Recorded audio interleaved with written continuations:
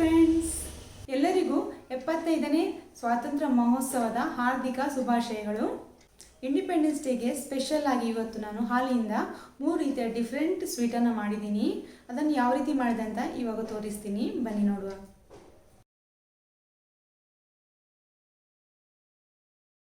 ಫಸ್ಟಿಗೆ ನಾನು ಕ್ಯಾರೆಟ್ ಹಲ್ವಾ ಮಾಡ್ತಾ ಇದ್ದೀನಿ.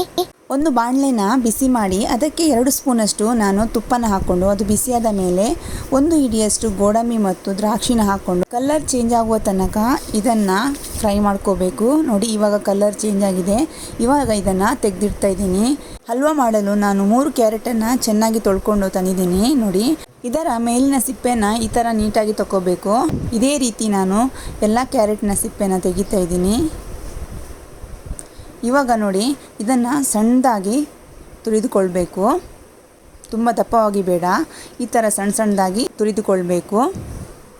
ಎಲ್ಲ ಕ್ಯಾರೆಟನ್ನು ಕೂಡ ನಾನು ಈ ಥರ ಸಣ್ಣದಾಗಿ ತುರಿದುಕೊಂಡಿದ್ದೇನೆ.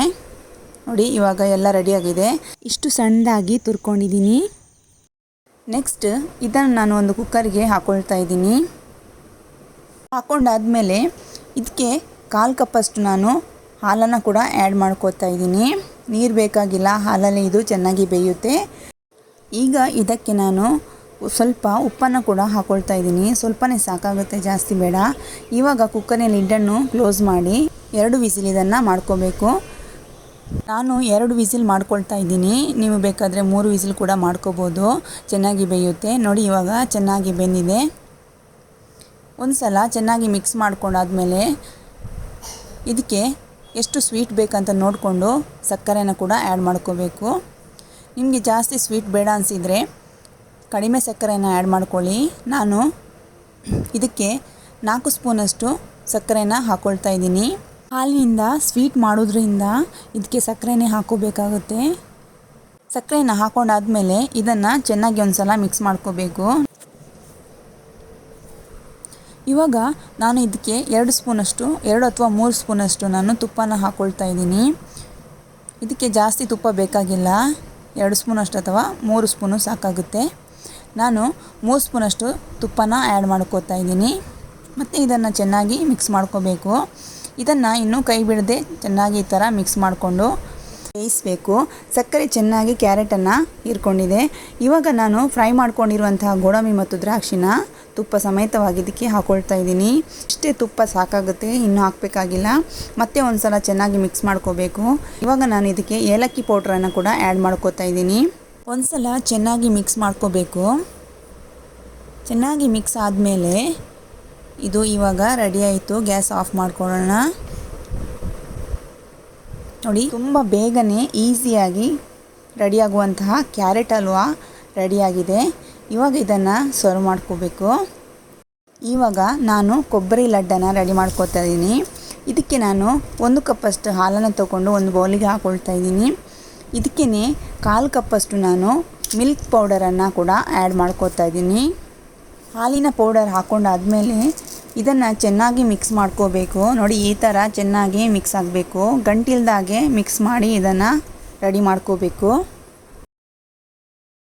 ನಾನೀಗ ಇದನ್ನು ಈ ಥರ ಚೆನ್ನಾಗಿ ಮಿಕ್ಸ್ ಮಾಡ್ಕೊಂಡಿದ್ದೀನಿ. ಈ ರೀತಿ ರೆಡಿಯಾಗಿದೆ. ಇವಾಗ ಇದನ್ನು ತೆಗೆದಿಡೋಣ. ಕೊಬ್ಬರಿನ ಫ್ರೈ ಮಾಡಲು ನಾನು ಆವಾಗಲೇ ಗೋಡಂಬಿ ಮತ್ತು ದ್ರಾಕ್ಷಿನ ಫ್ರೈ ಮಾಡಿರುವಂಥ ಬಾಣಲೆನ ಯೂಸ್ ಮಾಡ್ತಾಯಿದ್ದೀನಿ. ಇದಕ್ಕೆ ನಾನು 2 ಸ್ಪೂನಷ್ಟು ತುಪ್ಪನ ಹಾಕ್ಕೊಂಡಿದ್ದೀನಿ.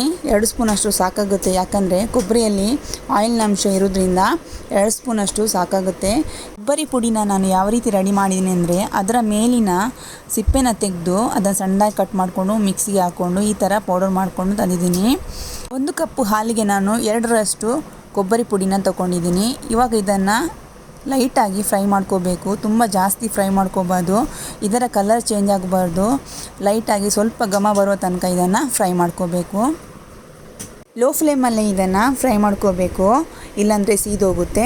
ಅದಕ್ಕೋಸ್ಕರ ಚೆನ್ನಾಗಿ ಫ್ರೈ ಆದಮೇಲೆ ಇದಕ್ಕೆ ಆವಾಗಲೇ ಮಿಕ್ಸ್ ಮಾಡ್ಕೊಂಡಿರುವಂಥ ಹಾಲನ್ನು ಕೂಡ ಆ್ಯಡ್ ಮಾಡ್ಕೋತಾ ಇದ್ದೀನಿ. ಹಾಲನ್ನು ಹಾಕ್ಕೊಂಡಾದ್ಮೇಲೆ ಇದನ್ನು ಕೈ ಬಿಡದೆ ಚೆನ್ನಾಗಿ ಮಿಕ್ಸ್ ಮಾಡ್ಕೋತಾ ಇರಬೇಕು, ಇಲ್ಲಾಂದರೆ ತಳ ಹಿಡಿಯುತ್ತೆ. ಅದಕ್ಕೋಸ್ಕರ ಚೆನ್ನಾಗಿ ಮಿಕ್ಸ್ ಮಾಡ್ಕೊತಾನೆ ಇರಬೇಕು. ಹಾಲು ಮತ್ತು ಕೊಬ್ಬರಿ ಚೆನ್ನಾಗಿ ಹೊಂದ್ಕೊಂಡಿದೆ. ಮಿಕ್ಸ್ ಆದಮೇಲೆ ಇದಕ್ಕೆ ನಾನು 4 ಸ್ಪೂನಷ್ಟು ಸಕ್ಕರೆನ ಹಾಕ್ಕೊಳ್ತಾ ಇದ್ದೀನಿ. ಸ್ವೀಟ್ ಕಡಿಮೆ ಬೇಕನ್ಸಿದ್ರೆ ನೀವು ಕಡಿಮೆ ಕೂಡ ಆ್ಯಡ್ ಮಾಡ್ಕೋಬೋದು. ಈ ಕ್ವಾಂಟಿಟಿಗೆ ನಾನು 4 ಸ್ಪೂನಷ್ಟು ಸಕ್ಕರೆನ ಹಾಕ್ಕೊಂಡಿದ್ದೀನಿ. ಸಕ್ಕರೆ ಹಾಕೊಂಡಾದ್ಮೇಲೆ ಇದನ್ನು ಕೈ ಬಿಡದೆ ಚೆನ್ನಾಗಿ ಮಿಕ್ಸ್ ಮಾಡ್ಕೊತಾ ಇರಬೇಕು, ಇಲ್ಲಾಂದರೆ ಸೀದೋಗುತ್ತೆ. ನೋಡಿ, ಸಕ್ಕರೆ ಹಾಕಿದ ಮೇಲೆ ಇದು ಸ್ವಲ್ಪ ನೀರಾಗುತ್ತೆ. ಇದನ್ನು ಕೈ ಬಿಡದೆ ಈ ಥರ ಮಿಕ್ಸ್ ಮಾಡ್ಕೊತಾನೆ ಇರಬೇಕು. ಇದಕ್ಕೆ ಇವಾಗ ಉಳಿದಿರುವಂತಹ ಮಿಲ್ಕ್ ಪೌಡ್ರನ್ನು ಕೂಡ ಹಾಕ್ಕೊಳ್ಬೇಕು. 3 ಸ್ಪೂನಷ್ಟು ಉಳಿದಿತ್ತು, ಅದನ್ನು ಹಾಕ್ಕೊಂಡಿದ್ದೀನಿ. ಮತ್ತು ಇದನ್ನು ಚೆನ್ನಾಗಿ ಮಿಕ್ಸ್ ಮಾಡ್ಕೊಳ್ತಾ ಇದ್ದೀನಿ. ಕೈ ಬಿಡ್ದೇನೆ ಇದನ್ನು ಮಿಕ್ಸ್ ಮಾಡ್ಕೋಬೇಕು. ಇದರಲ್ಲಿ ಮೇಯ್ನಾಗಿ ತಳ ಹಿಡಿಯದಂತೆ ಮಿಕ್ಸ್ ಮಾಡ್ಕೋಬೇಕು, ಅದೇ ಮೇಯ್ನ್ ಆಗಿರೋದು.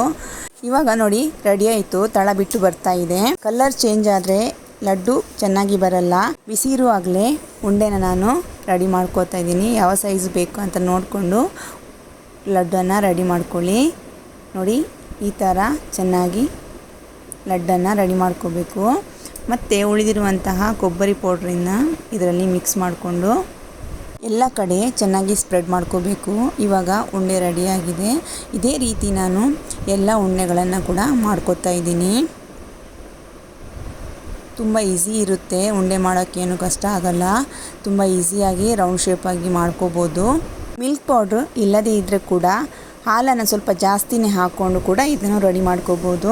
ನೋಡಿ, ಇವಾಗ ಎಲ್ಲ ಲಡ್ಡು ಕೂಡ ಆಲ್ಮೋಸ್ಟ್ ರೆಡಿಯಾಗಿದೆ. ನೋಡಿ, ಇವಾಗ ತುಂಬ ಟೇಸ್ಟಿಯಾದ ಕೊಬ್ಬರಿ ಲಡ್ಡು ರೆಡಿಯಾಗಿದೆ. ಇವಾಗ ನಾನು ಮಿಲ್ಕ್ ಪೇಡಾನ ರೆಡಿ ಮಾಡ್ಕೋತಾ ಇದ್ದೀನಿ. ಇದಕ್ಕೆ ನಾನು 3/4 ಕಪ್ಪಷ್ಟು ಹಾಲನ್ನು ತೊಗೊಂಡಿದ್ದೀನಿ. ನಾನು ಸ್ವಲ್ಪನೇ ಮಾಡ್ತಾ ಇರೋದ್ರಿಂದ ಸ್ವಲ್ಪನೇ ಹಾಲು ತೊಗೊಂಡಿದ್ದೀನಿ. 1/4 ಕಪ್ಪಷ್ಟು ನಾನು ಮಿಲ್ಕ್ ಪೌಡ್ರನ್ನು ಕೂಡ ಆ್ಯಡ್ ಮಾಡಿಕೊಂಡು ಇದನ್ನು ಗಂಟಿಲ್ದಾಗೆ ಚೆನ್ನಾಗಿ ಮಿಕ್ಸ್ ಮಾಡ್ಕೋತಾ ಇದ್ದೀನಿ. ಈ ರೀತಿ ಇದು ರೆಡಿಯಾಗಿದೆ. ಇದಕ್ಕೆ ನಾನು 3 ಸ್ಪೂನಷ್ಟು ಸಕ್ಕರೆನ ಆ್ಯಡ್ ಮಾಡ್ಕೋತಾ ಇದ್ದೀನಿ. ಸಕ್ಕರೆ ಕರಗುವ ತನಕ ಇದನ್ನು ಮಿಕ್ಸ್ ಮಾಡ್ಕೋಬೇಕು. ಇವತ್ತಿನ ಎಲ್ಲ ಸ್ವೀಟನ್ನು ನಾನು ಹಾಲಿಂದ ಮಾಡೋದ್ರಿಂದ ಸಕ್ಕರೆನೇ ಹಾಕೋಬೇಕಾಗುತ್ತೆ. ಇದಕ್ಕೆ ನಾನು 2 ಸ್ಪೂನಷ್ಟು ತುಪ್ಪನ ಕೂಡ ಹಾಕ್ಕೊಳ್ತಾ ಮಿಕ್ಸ್ ಮಾಡ್ಕೋತಾ ಇದ್ದೀನಿ. ನೋಡಿ, ಈ ಥರ ಚೆನ್ನಾಗಿ ಮಿಕ್ಸ್ ಮಾಡಬೇಕು. ಸಕ್ಕರೆ ಕೂಡ ಇದರಲ್ಲಿ ಚೆನ್ನಾಗಿ ಕರಗಬೇಕು. ಇವಾಗ ಇದು ಚೆನ್ನಾಗಿ ಮಿಕ್ಸ್ ಆಗಿದೆ, ಸಕ್ಕರೆ ಕೂಡ ಕರಗಿದೆ. ಇವಾಗ ಇದನ್ನು ನಾನು ಸ್ಟವ್ ಮೇಲೆ ಇಡ್ತಾ ಇದ್ದೀನಿ. ಇನ್ನು ಇದನ್ನು ಕೈ ಬಿಡದೆ ತಳ ಹಿಡಿಯೋದಾಗೆ ಚೆನ್ನಾಗಿ ಮಿಕ್ಸ್ ಮಾಡ್ಕೋಬೇಕು. ಇವಾಗ ಒಂದು ಕುದಿ ಬಂದಿದೆ. ಇದಕ್ಕೆ ಈಗ ನಾನು 1 ಸ್ಪೂನಷ್ಟು ಹಾಲನ್ನು ತಗೊಂಡು ಇದಕ್ಕೆ 1 ಚಿಟಿಕೆಯಷ್ಟು ಆರ್ಗ್ಯಾನಿಕ್ ಫುಡ್ ಕಲರನ್ನು ಹಾಕ್ಕೊಳ್ತಾ ಇದ್ದೀನಿ. ಗ್ರೀನ್ ಕಲರನ್ನು ಹಾಕ್ಕೊಂಡಿದ್ದೀನಿ. ಇದನ್ನು ಚೆನ್ನಾಗಿ ಮಿಕ್ಸ್ ಮಾಡ್ಕೋಬೇಕು. ಚೆನ್ನಾಗಿ ಮಿಕ್ಸ್ ಮಾಡ್ಕೊಂಡಾದ್ಮೇಲೆ ಇದಕ್ಕೆ ಆ್ಯಡ್ ಮಾಡ್ಕೋಬೇಕು. ಈಗ ನಾನು ಇದನ್ನು ಚೆನ್ನಾಗಿ ಈ ಥರ ಮಿಕ್ಸ್ ಮಾಡ್ಕೋತಾ ಇದ್ದೀನಿ. ತಳ ಹಿಡಿಯೋದಾಗೆ ಇದನ್ನು ಲೋ ಫ್ಲೇಮಲ್ಲೇ ಮಾಡ್ಕೋಬೇಕು. ಸ್ವಲ್ಪ ಟೈಮ್ ಜಾಸ್ತಿ ಹಿಡಿಯುತ್ತೆ. ಕೈ ಬಿಡದೆ ಇದನ್ನು ಚೆನ್ನಾಗಿ ಮಿಕ್ಸ್ ಮಾಡ್ಕೋತಾ ಇರಬೇಕು. ನೋಡಿ, ಇವಾಗ ಸ್ವಲ್ಪ ತಿಕ್ಕಾಗಿದೆ, ಇನ್ನೂ ಕೂಡ ಇದು ರೆಡಿ ಆಗಬೇಕು. ಇವಾಗ ಇದಕ್ಕೆ ನಾನು 2 ಸ್ಪೂನಷ್ಟು ತುಪ್ಪನ ಕೂಡ ಆ್ಯಡ್ ಮಾಡ್ಕೋತಾ ಇದ್ದೀನಿ. ಮತ್ತು ಇದನ್ನು ಚೆನ್ನಾಗಿ ಮಿಕ್ಸ್ ಮಾಡ್ಕೋತಾ ಇದ್ದೀನಿ. ಇವಾಗ ಇದು ಆಲ್ಮೋಸ್ಟ್ ರೆಡಿಯಾಗಿದೆ. ಆಫ್ ಮಾಡ್ಕೊಳ್ಳೋಣ. ಕೈಗೆ ಸ್ವಲ್ಪ ತುಪ್ಪನ ಸವರಿ ಸಣ್ಣ ಸಣ್ಣದಾಗಿ ನಾನು ಈ ಥರ ಶೇಪಲ್ಲಿ ಪೇಡಾನ ರೆಡಿ ಮಾಡ್ಕೋತಾ ಇದ್ದೀನಿ. ನೋಡಿ ಎಷ್ಟು ಚೆನ್ನಾಗಿ ಬಂದಿದೆ ಅಂತ. ಯಾವ ಶೇಪ್ ಬೇಕಾದರೂ ಇದನ್ನು ಮಾಡ್ಕೋಬೋದು, ಅಷ್ಟು ಚೆನ್ನಾಗಿ ಬರುತ್ತೆ. ಇದು ಅಂಗಡಿಯಿಂದ ತರೋದಕ್ಕಿಂತ ಮನೆಯಲ್ಲಿ ಇದನ್ನು ಈಸಿಯಾಗಿ ತುಂಬ ಟೇಸ್ಟಿಯಾಗಿ ರೆಡಿ ಮಾಡ್ಕೋಬೋದು. ಮತ್ತು ಕಲರ್ ಹಾಕ್ದೇನೂ ಕೂಡ ಇದನ್ನು ರೆಡಿ ಮಾಡ್ಕೋಬೋದು. ಇಂಡಿಪೆಂಡೆನ್ಸ್ ಡೇ ಸ್ಪೆಷಲಾಗಿ ಇರಲಿ ಅಂತ ನಾನು ಇವತ್ತು ಕಲರ್ ಸ್ವಲ್ಪ ಆ್ಯಡ್ ಮಾಡಿದ್ದೀನಿ, ಇಲ್ಲಾಂದರೆ ನಾನು ಪ್ಲೈನಾಗೆ ಮಾಡ್ಕೋತೀನಿ.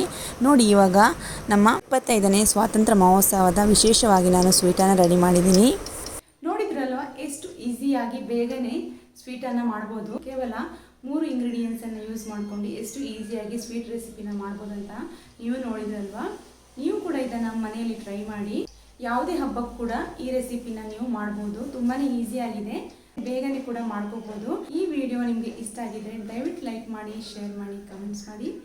ಹಾಗೂ ಫಸ್ಟ್ ಟೈಮ್ ನನ್ನ ಚಾನಲ್ ನೋಡ್ತಿರೋರು ಪ್ಲೀಸ್ ಸಬ್ಸ್ಕ್ರೈಬ್ ಮಾಡಿ. Thank you friends.